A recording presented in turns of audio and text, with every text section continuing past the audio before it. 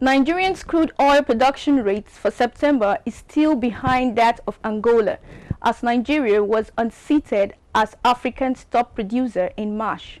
The West African country's production data was released on Wednesday by Organization of Petroleum Exporting Countries (OPEC), showing that Nigeria's output rose by 280,700 barrels per day to 1.385 million barrels per day in September, which is still lower than Angola's 1.649 million barrels per day rate.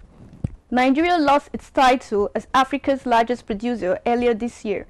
Its output fell to 1.677 million barrels per day, as opposed to Angola's 1.782 million barrels per day. An energy mix report puts Nigeria production rates at 1.524 million barrels per day last month, up from 1.429 barrels per day in August. Nigerian National Petroleum Corporation (NNPC) showed in July that Nigerian oil production went down by 700,000 barrels per day due to the attack on infrastructure earlier this year. The Niger Delta Avengers, who claim to fight for socio-economic equality rather than religious causes, agreed to a ceasefire against further attack over a month ago, but still bombed a Boni crude pipeline at the end of September. Samsung export has bent to its profit from the withdrawal of the Note 7 phone, saying revenue will be affected in the first quarter of 2017.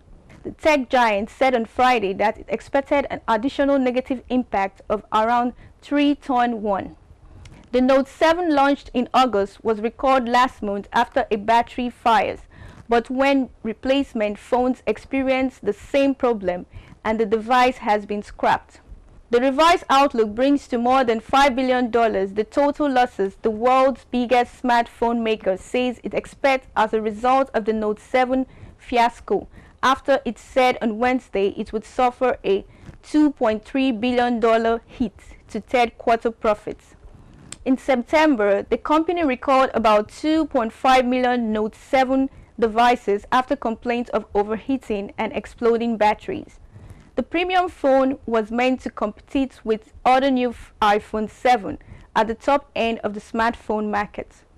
On Tuesday, the company said it would permanently cease production of the device and urge owners to turn it off.